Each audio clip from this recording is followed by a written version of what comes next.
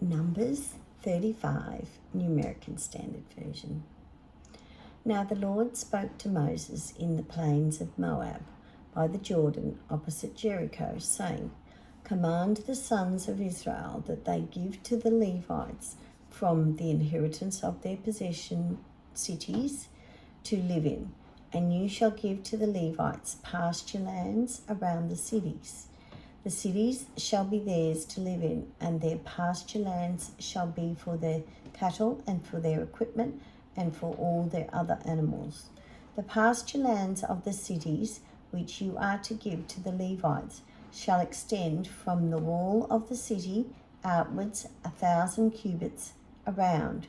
You shall also measure outside the city on the east side 2,000 cubits, on the south side 2,000 cubits, on the west side 2,000 cubits, and on the north side 2,000 cubits, with the city in the centre. This shall be theirs as pasture lands for the cities. The cities which you shall give to the Levites shall be the 6 cities of refuge, which you shall provide for the one who commits manslaughter to flee to. And in addition to them, you shall give 42 cities. The total number of the cities which are to give to the Levites shall be 48 cities, together with their pasture lands. As for the cities which you shall give them from the possession of the sons of Israel, you shall take more from the larger, and you shall take fewer from the smaller.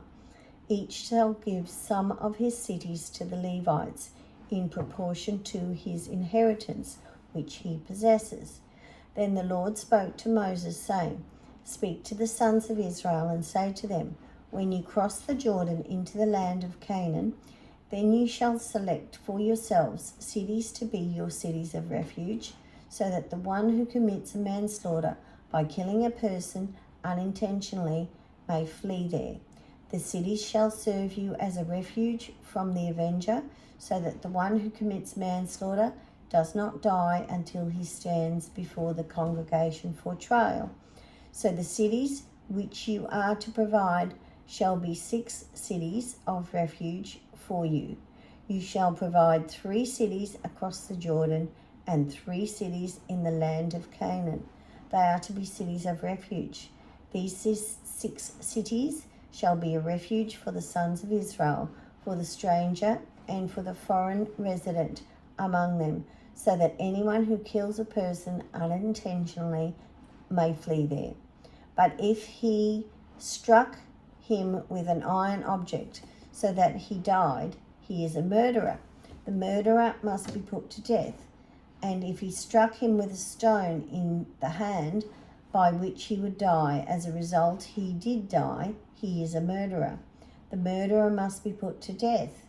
Or if he struck him with a wooden object in his hand by which he would die, as a result he did die, he is a murderer, and the murderer must be put to death. The blood avenger himself shall put the murderer to death. He himself shall put him to death when he meets him. Now, if he pushed him in hatred, or if he threw something at him with malicious intent, and as a result he died, or if he struck him with his hand with hostility, as a result he died, the one who struck him must be put to death. He is a murderer. The blood avenger shall put the murderer to death when he meets him. But if he pushed him suddenly without hostility, or threw any object at him without malicious intent, or had any deadly stone, and without looking he dropped it on him so that he died, while he was not his enemy, nor was he seeking to harm him, then the congregation shall judge between the one who fatally struck the victim and the blood avenger in accordance with these ordinances. And the congregation shall save the one who committed manslaughter from the hand of the blood avenger, and the congregation shall return him to his city of refuge to which he fled, and he shall live in it until the death of the high priest who was anointed with the holy oil.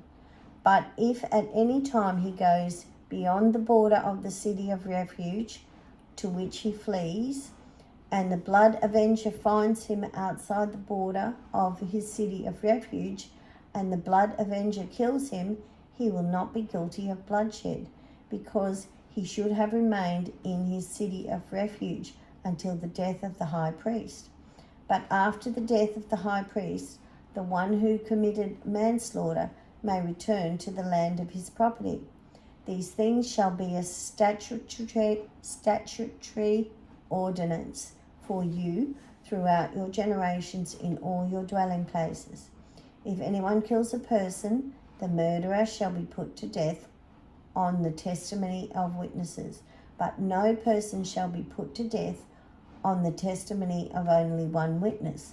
Moreover, you shall not accept a ransom for the life of a murderer who is condemned to death, but he must be put to death.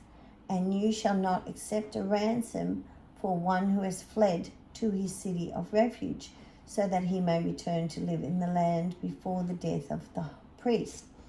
So you shall not defile the land in which you live, for blood defiles the land, and no atonement can be made for the land for the blood that is shed on it, except by the blood of the one who shed it.